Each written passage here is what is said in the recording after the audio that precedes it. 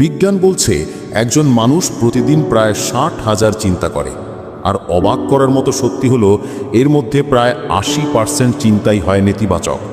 তাহলে ভাবুন তো, আপনি কি ভাবছেন প্রতিদিন?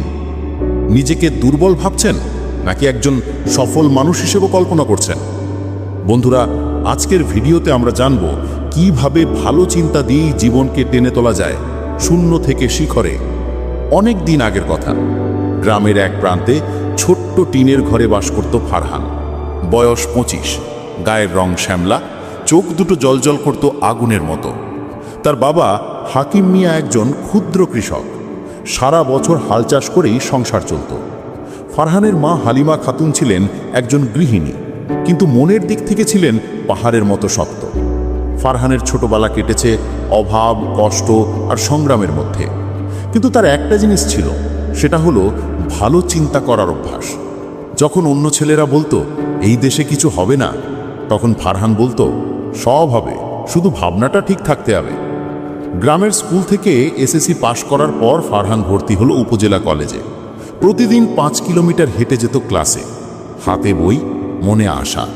তবুও অনেকে বলতো, ফারহান তোর দ্বারা কিছু হবে না, এত চিন্তা করিস কেন? ফারহান হেসে বলতো, চিন্তা করাই তো শুরু, ঠিক চিন্তা হলে ঠিক পথ আসবেই। একদিন কলেজের স্যার বললেন, পজিটিভ থিঙ্কিং বা ভালো চিন্তা আমাদের জীবন বদলে দিতে পারে। এই কথাটি যেন ফারহানের মনে আগুন ধরিয়ে দিল। সে বাড়ি ফিরে এলো একটি খাতা আর কলম নিয়ে। প্রথম পাতায় লিখল, আমি প্রতিদিন ভালো চিন্তা করব, প্রতিটি সমস্যাকে সুযোগ হিসাবে দেখব, আমি সফল হব। এই খাতাটি হয়ে উঠল তার চিন্তার ডায়েরি।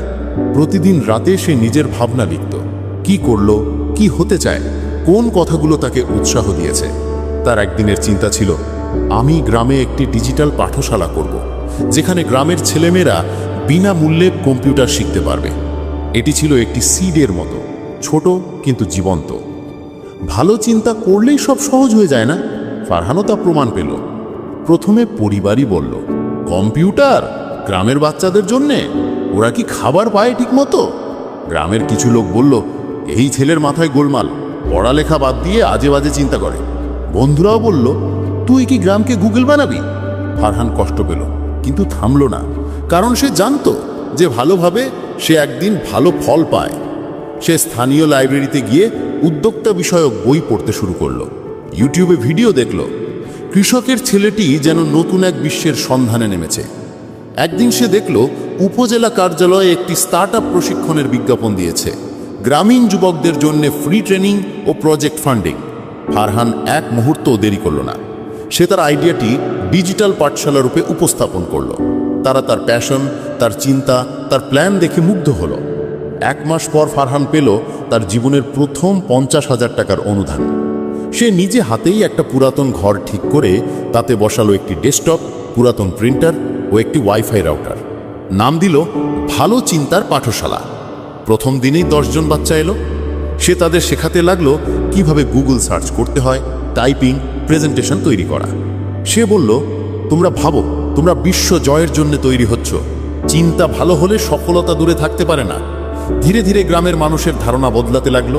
আগে যারা বলতো এতে কিচ্ছু হবে না, তারাও বলল, ওর চিন্তা তো আলাদা, সত্যি কাজে দিচ্ছে।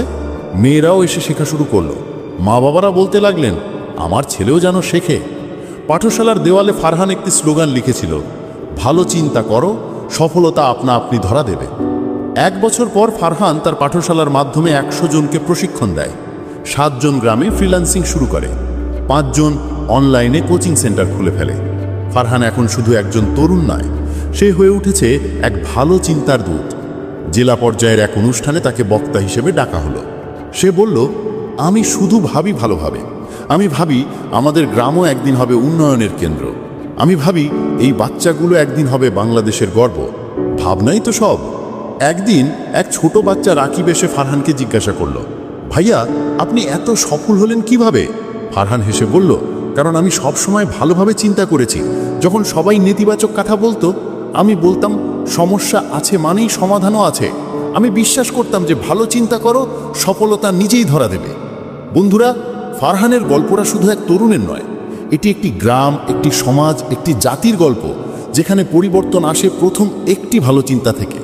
আপনিও যদি জীবন নিয়ে হতাশ থাকেন, নিজের সম্পর্কে খারাপ ভাবেন, তাহলে আজ থেকেই লিখে ফেলুন আপনার চিন্তার ডায়েরি। এই মুহূর্তে তোমার মাথায় যে চিন্তাটা ঘুরছে সেটাই নির্ধারণ করছে তুমি সামনে এগোবে না একই জায়গায় দাঁড়িয়ে থাকবে। তাই আজ থেকে প্রতিজ্ঞা করো, নেতিবাচক নয়, আমি শুধুই ভালো চিন্তা করব। কারণ যখন চিন্তা বদলাবে তখনই বদলাবে জীবন।